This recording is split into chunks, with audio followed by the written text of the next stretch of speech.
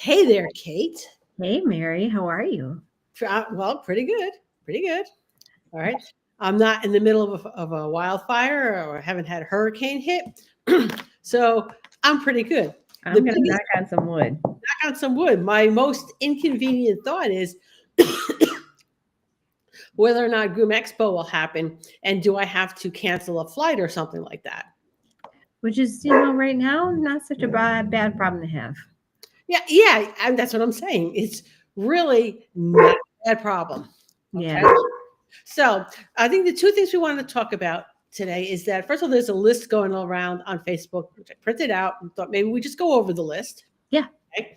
And the second thing is that if you're involved in a disaster, your mental health, you survive, physically survive, your mental health is going to take a hit. Yeah. So we want to go over that, and maybe we even add that into the emergency and disaster planning class. I think we should. I think we should. I think I'm going to create a slide Hmm.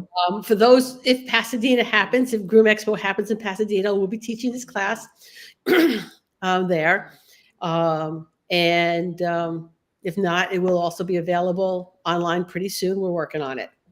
All right. So, what do you want to do first, mental health, or do you want to do the list? No, let's go over the list. Okay. So the list. Now it's saying that these are like important documents, some of which you should have on you and ones that you should have someplace. There are things that you can get away with copies, and there are things you can't. You have to have originals. Right? Not that you can't get new originals, but there could be a lag, and you know what? If you need them, you need them. Okay. So the list starts off with birth certificates. Mhm. Birth certificates, unless you live in the town in which you were born in, is a bit of a pill to get a copy of a birth certificate. Just saying. Yeah, you should have the originals, and they should be someplace safe. Okay. You can scan them and upload them to the cloud, but when you need to have the original for some reason, they want the original because there'll be a seal on it. Right. Okay. Passports or visas, the original. You cannot make a copy or upload a copy to your drive folder for a passport. Right. Okay. So that you need. Okay. Home insurance documents can be scanned and uploaded to a drive folder or someplace else. You don't need to have that on you. All right. Car insurance documents and registration. Well, that should be in your car. It should be. But you know what? Car insurance and registrations, well, registration, not so much, but insurance, a lot of people are pulling that up on their phone Yeah. and not having the physical copy in the car. But you might actually want to take or print out a copy of that and keep that in the car or in your important papers because you might not get internet. Or your phone might be dead. Right. All right. Which brings us to another thing, about having charging cords. Okay. Hmm. Any medical cards, health insurance, anything that if you've got a chronic medical condition, like an alert bracelet.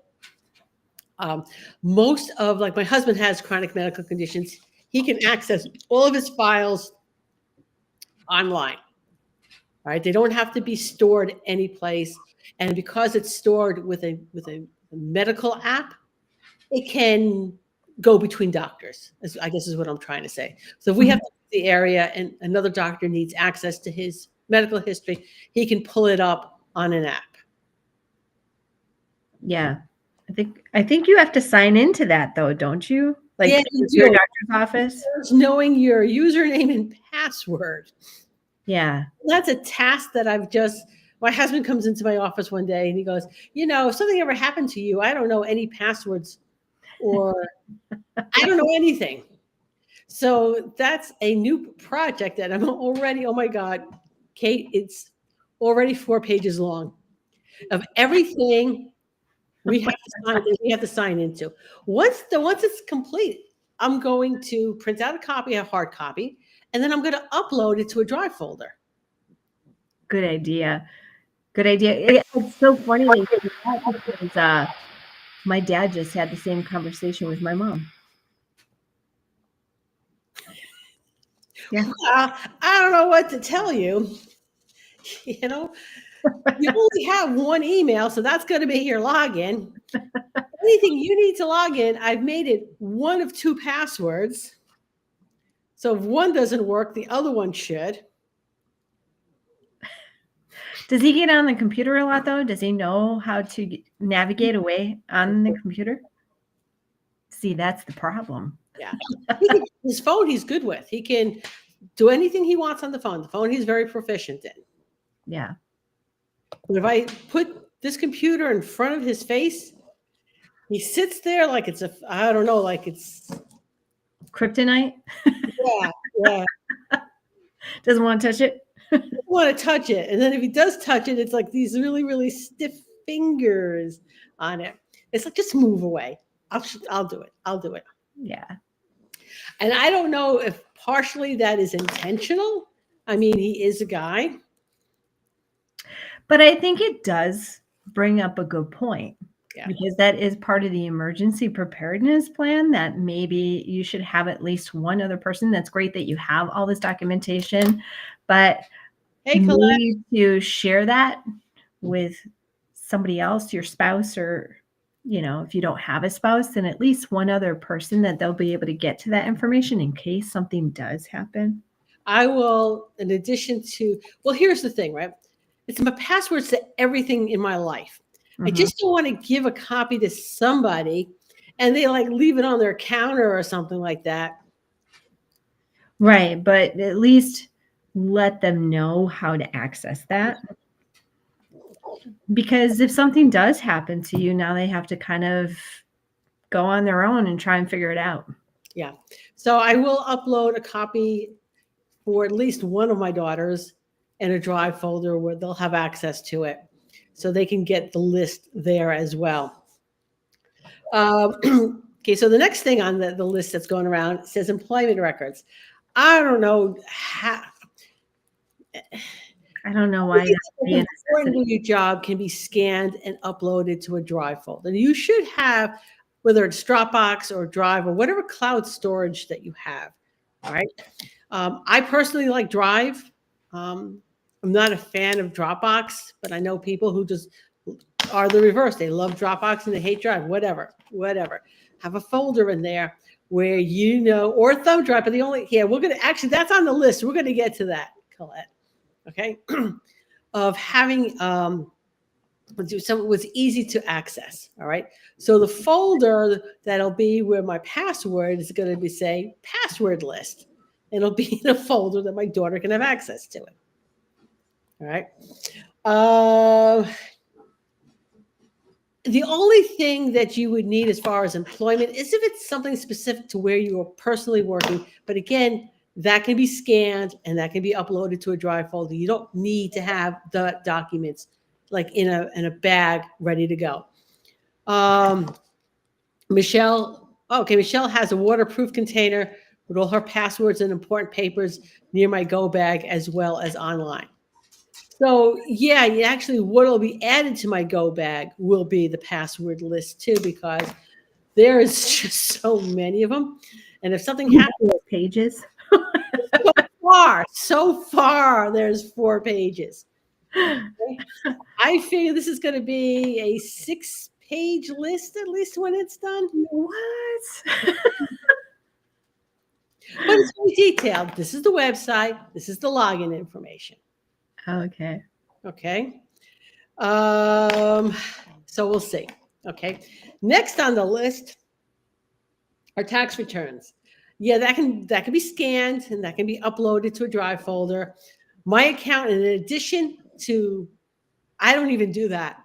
Mine are in a drawer here. My accountant has them. Yeah, mine too. So I'm not too overly concerned about where my tax returns are. We're on opposite sides of the country. So my accountant is still in New York. I'm out here in Washington. It's not unlikely that concurrent disasters could happen on each coast. I mean, of course, it's possible. Colette also has a fireproof safe boxes. Right? Yes. Yeah, I have one of those too. I have one of those too. Uh, where was I? So tax returns, yeah, no.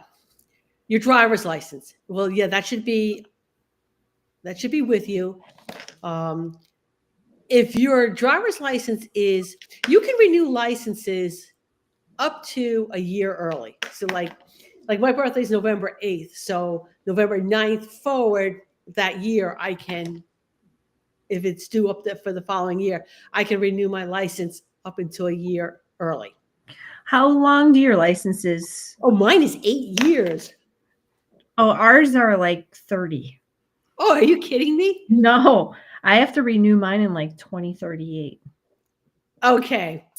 Mine will renew in it because I just did it. Mine will renew in 8 years. That'll put me a little 71, 71, 71. Wow. We'll Yeah. see if I renew my license after that, or I just, well, I would hope I would renew it. I don't know if they're going to start doing like tests and stuff like that, which don't get me wrong. There's a lot of people on the road, old people on the road who should not be on the road anymore. I agree. I've seen it, Yeah. especially being out here. Yeah. Well, I'm going to tell you, I lived in Middletown, New York, and I still to this day, we're going to go back 30 years. Okay. I remember sitting at a light and this other guy sitting at the other light. We're facing each other. And you could see this is an elderly gentleman. And in the grill of his car is one of those orange cones. Oh, no. I see. And as he drove past me, I could just see the blank look on his face. And I'm thinking, oh my God, I'm glad I'm heading in the opposite direction of this guy. So, and I have to renew my license in 8 years if they make me take a test. And if I fail the test, consider that a good thing and I will just Uber everywhere. Well, you probably don't have them out there, but out here, they have the Waymo cars, which are the Google driverless cars. So you don't even need a driver's license because there's cars, and it's still like I cannot get used to it because I'd be driving down the road and there's a car next to me that doesn't have a driver in it. It's the most bizarre thing. And maybe I'm just old. I don't think it's cool. I think no, there might be. Yeah, I'm not sure how comfortable I would be with somebody not holding the steering wheel, but okay, that's another conversation. Yeah, it's a bizarre thing. Social Security cards, I think that can be uploaded to a drive folder. I don't think you need that on you. So let me ask you though, because I'm not a real big techie person. So as far as like loading that stuff up to a drive folder, is that something that a hacker would be able to hack into? And then you can get into anything. Well, yeah. So that's where I'm saying, like, would it be better to have it on a thumb drive? Okay. Possibly. We're going to get thumb drive is on the list here. We will get to it. Okay. Onto that. Just as far as like my financial information being stolen, I have LifeLock. I pay every year for LifeLock for both me and my husband. Okay. And they monitor that stuff. Yeah. So I'm like, you know what? Well, have at it. Plus, my homeowner's insurance, which is nationwide, added in some sort of monitoring thing too, and I get a report from that every couple of months. Okay. Literally. So there's people, there's things monitoring my stuff. So I have to, I'm probably less concerned. Not that it can't happen. I'm sure it can, but you know what? Don't click on the link in the emails. Well, right. That could be another conversation.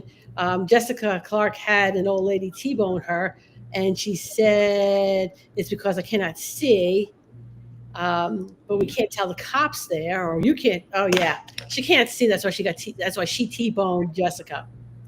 ID Me is pretty good. I've heard of it. I've not looked into it. Do you know what ID Me is, Kate? No, like I said, I'm not. All right, I'm going to maybe during the commercial I will pull it up on Google. And I will check that out. Is that like a LifeLock? I have no idea what it is. Uh, Backup ID, so student IDs, military, any kind of, I guess outside of driver's license. Like my mother-in-law didn't have a driver's license, so Yeah. she still had a state issued non-driver's license. Well, you got to figure. So, I mean, to kind of put it in a perspective, so you have to evacuate quickly. You're out, and like these poor people in California right now that are losing their houses and everything, now they have to go somewhere. How do you prove who you are? And Yeah. that's where these documents are important to have, and just as important to have, easily accessible, because of the fact that how do you prove who you are? We sit here and think of the animal aspect of things, and we say make sure you have a picture with you and your dog so you can prove that it's your dog.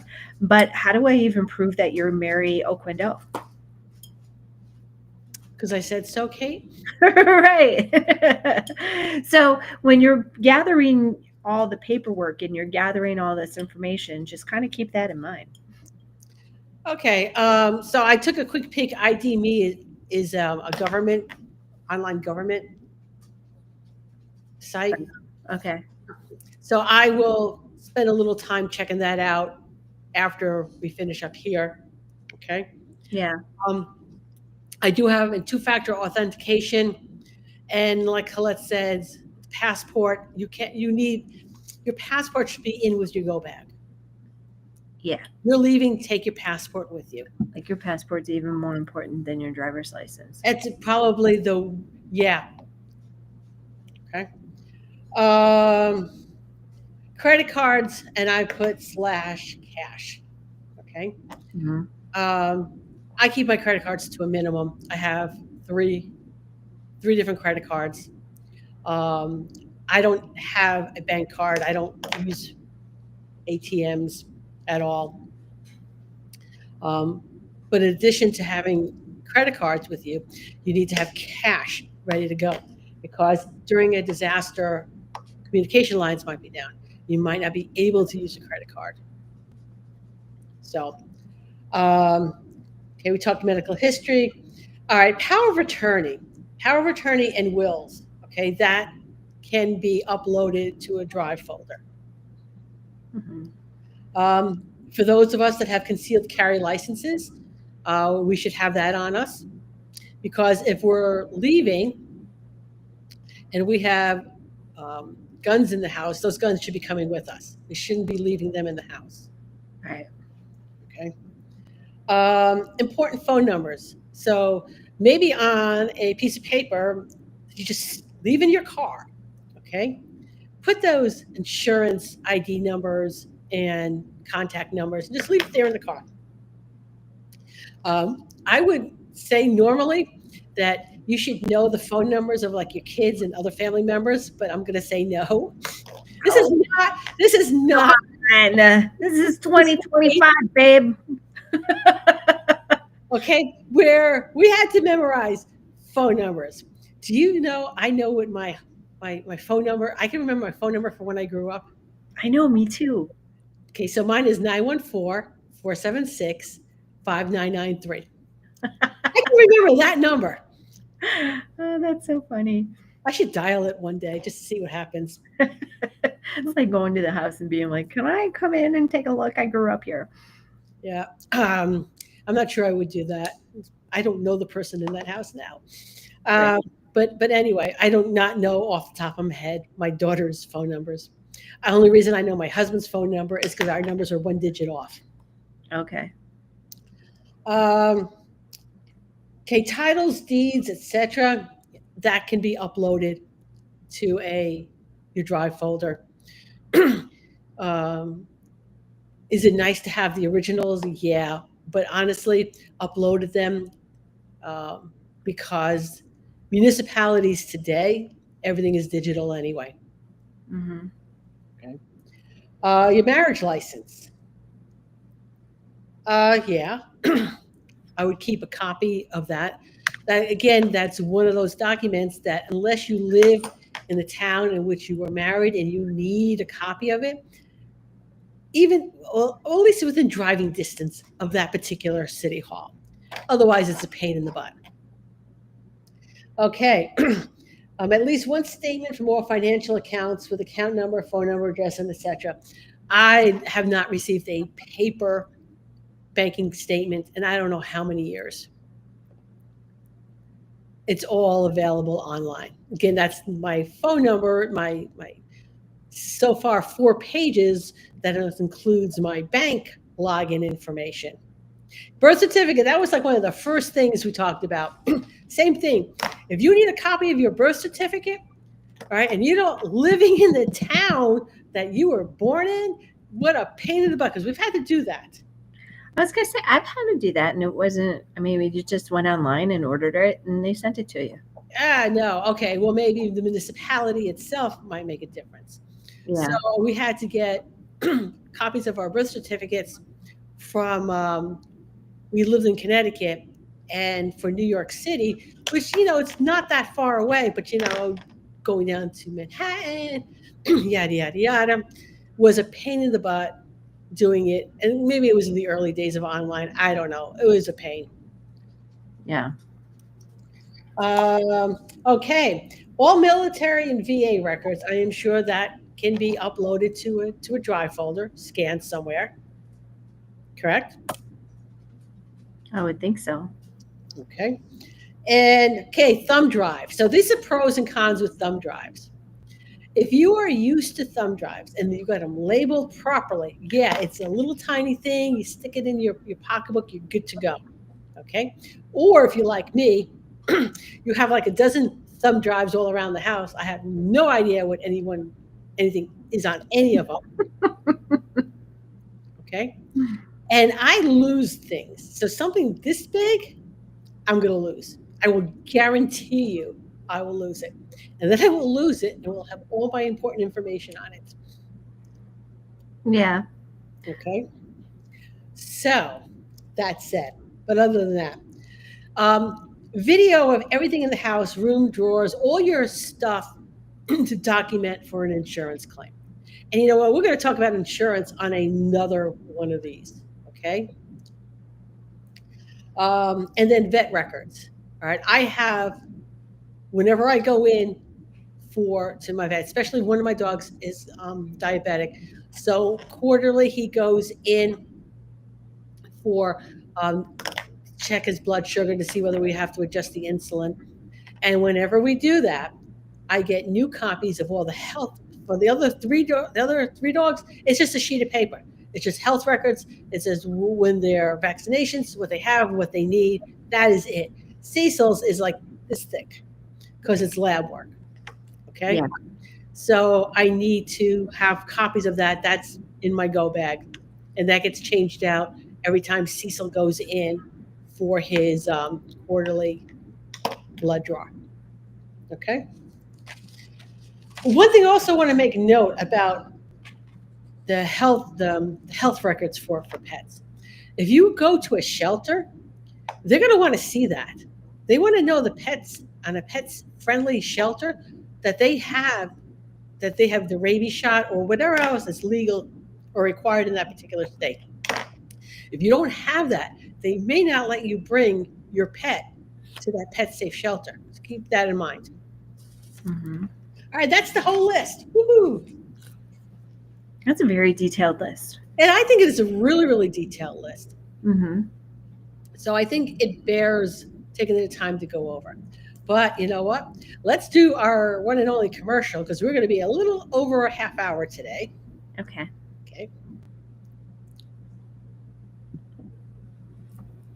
Come on. Psych. Are you tired of putting off your emergency and disaster planning manual? Look no further. This 67-page fillable template will make the process a breeze. Simply fill in the blanks for your business and gain access to checklists for supplies, common hazards, debriefing, evacuation and shelter-in-place protocols, resources, recovery, maintenance, as well as best intake practices. It's time to take action and be prepared. Get your copy today at positiveed.com/books. Okay. So, and before we get into mental health, just want to make note of there are two organizations that can help for groomers, the wildfires. Okay. The first is the California Association, the cppga.org, right? They have a fire fund. You don't have to be a member of the association, but you do have to be a groomer. There is an application that you have to fill out, okay? And the Pet Stylist Relief Fund, okay? Same thing. We have money to help you guys out, but you have to fill out an application. If you know of somebody that was affected by this, and they may not have internet or the mental capacity to deal with that at the moment, get them print it out, get them an application somehow. Okay. So, mental health. Did you get to take a look at the list? Me? Who, moi? Yeah, a little bit. Okay. So, even if you physically survive a disaster, like I said, your mental health is going to take a toll. It's going to take a hit. Mm-hmm. So, I am on psychiatry.org. Okay. And I'm just going to go really brief. Okay. So, common reactions in adults after a disaster. This is not children, by the way. Okay. So, if either you've been through a disaster and you notice these symptoms for yourself, or you know somebody who's been in a disaster and you've noticed this in them, okay? So they might have trouble falling asleep or staying asleep. Sadness, depression, hyperactivity, irritability, or anger, okay? Or the reverse, they have no feelings at all. They feel numb. They might feel exhausted. They might lose their appetite, or on the flip side, they might eat all the time. I will tell you right now, I would be eating all the time. Okay? No, I wouldn't. Oh, no. Well, I guarantee you I would be eating nonstop. Trouble concentrating, feeling confused. They might isolate themselves, not do the things that they normally would do. Think that nobody feels the same reaction as you. And this, I think, is a big problem because I think that adds into the isolation because nobody feels the way you do. So something must be wrong with you because only you feel this. And that's not true. I think there's also this misunderstanding that we're supposed to act a certain way. And when somebody deals with it in a different way, I've seen it. I've seen where if they don't handle it the way that somebody thinks that they should be handling it, then they're judged for the way that they are handling it. And I think that kind of falls into this as well. Okay. They might have all sorts of physical ailments. Their stomach hurts, their head hurts. And they might misuse alcohol, tobacco, drugs, prescription medications. They're looking for a way to cope. Mm-hmm. Okay. Now, it could be one of those symptoms. It could be all of the symptoms, and it could still be none of those symptoms. I would have to say you're probably going to fall into at least one. Maybe the numb, if nothing else. Yeah, because of the fact that it's trauma and this is a trauma response. So to think that you're going to walk away from it. And that's the thing too, because it may not affect you right then and there. You may deal with what you need to deal with. You got your head on straight, and it's after the fact that things start to hit you. And I've also, dealing with first responders, and I've gone through it myself. It took a really long time for me to even realize that this stuff was affecting me. And then somebody else would be talking, and I was like, wait a minute. Wait, do I have PTSD? And it took a minute to even realize it. So there's that aspect of it too. Okay. So, according to psychiatric.org, so on the website, it has a lot of articles, a lot of links to articles with it. Okay. Uh, I will, you know what? Let me put this link in the chat here. I do recommend taking the time to read it because you could also maybe understand why your friend doesn't seems off. Or why you may be feeling off. And to know that it's okay to feel off and you're not going crazy. And if people are judging you, then let them judge you because everybody's going to handle it differently. But I think this list also then goes into some of the things that you can do to help you get through some of those bad times. Some of the things, helpful steps for adults after a disaster. And some of the stuff, okay, like the first one, eat, hydrate, exercise, and get rest on a regular basis. All right. Sometimes some of these are like easier said than done because if you're in a shelter, some of this may not be available to you. Does that make sense? It makes sense, but to know that I would still take that advice when things settle and you're out of the shelter, because it's not going to just be a certain time period after a disaster that you may have those effects. So I would keep this whole list on hand, even for later on down the road. And we could be talking a year, 2 years, because like I said, with PTSD, there's a lot of times for trauma, you stuff it in. Yeah. You deal with it and you stuff it in and you forget about it. And then something may happen later on and like it'll set off this trigger. Yeah. And then you're like, oh my gosh, it floods it all back. And then you're thinking to yourself, well, why am I acting crazy like this? Why am I going through this? So to have this list on hand, even if it's down the road, it's not a bad thing. All right. Avoid using alcohol, tobacco, and other drugs to manage distressing emotions. Find healthy ways to relax, breathing exercises, meditation, mindfulness, soothing music. Engage in fun and restoring activities.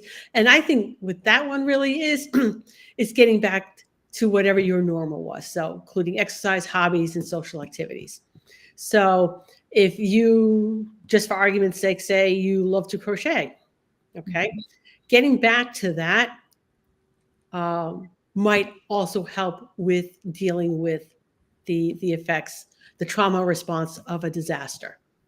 Mm-hmm. Okay, what else? Keep informed. Use credible sources of information to avoid speculation and rumors. And here's where I'm going to address this. You ever play the game, A Lie, The Truth and Two Lies? Mm-hmm. All right. So we're seeing a lot of memes going around, and they're ridiculous, and they are hurtful, and they do nothing to help the situation. But there is one truth in it. Okay? One truth, two lies. All right? So the two lies appear credible because of the one truth. So what I'm going to tell you before you're spreading memes around that whose only purpose is to continue dividing people in this country, spend a little time and do your research. Not research from the sources that gave the information in the first place. Do outside. Take the time and do a little research. Okay? I think social media sometimes is dangerous, and especially we're in a day and age with AI. Yeah. And it's really, really easy to put things out there that look real that aren't. Yep. So I would definitely. I would ask, are you helping or are you hurting? Right. Okay. All right. So back to the list. Okay. Limit exposure to television and social media content about the disaster. Overexposure can increase distress. Stay connected with your friends and family. Learn what local healthcare and other resources are available.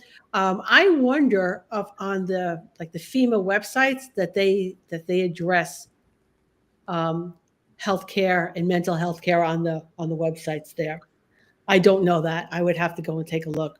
I don't know if they do. I will say this from working within it. We still need a lot of help with our mental health system. Yeah. So if you don't find somebody out there that you resonate with that seems like they're helping you, then try and find somebody else. Ask for the help, but don't be afraid to find somebody that you're going to resonate with to help you through the process.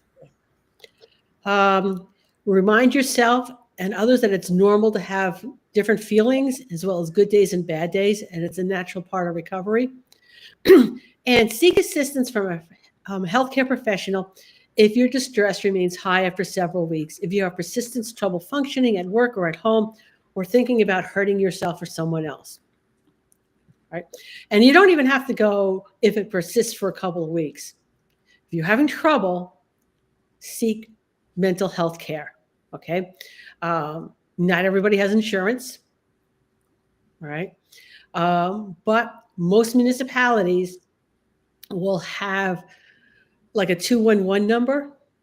Kate, you're going to have more info on this than I am about seeking outside medical help, mental health. Yeah, there's definitely organizations, and I would go through and see what organizations you may want to talk to. But I do know that they are out there, and there's programs out there to help people. So if they don't have insurance, don't have that be your reason for not seeking help, because a lot of these agencies, they want to help people. And so they will work with you as far as making that work. And I think there are definitely different phone numbers out there, and I don't know them off the top of my head to be able to spoo them off right now, but there's different phone numbers out there that can help. I've personally never had personal or gotten feedback from that or had personal interaction with those phone numbers. So I'm not sure exactly how well I would want to go to one of those phone numbers versus actually calling a therapist. But either way, they're going to be able to guide you to who you need to talk to. Okay. All right. So if anyone, and yes, Jessica, I wish they would load way more information than just a microchip number on those microchips that we insert in our dogs too. That would be nice. And one other thing too about the microchips is whenever you're bringing your pet in, just have them scan it. Make sure the chip is still active. Or it's where, or that it didn't move to another part of their body. All right. So I think we're done here. I know we went over by a little bit. Yeah. Okay. However, will we be back on Monday? Yes, we will. Yeah. We'll be back on the 20th. Yeah. So we'll see everybody next week. As always, if there is something you would like us to discuss, please let us know if there's a particular topic you want to talk about. Okay? All right. So we will see you.